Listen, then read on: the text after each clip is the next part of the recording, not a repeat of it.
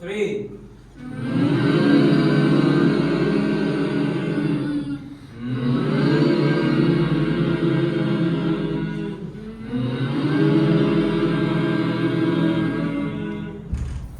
The Lord, the Lord, the Lord. The Lord is my shepherd. The Lord is my shepherd. The Lord is my shepherd.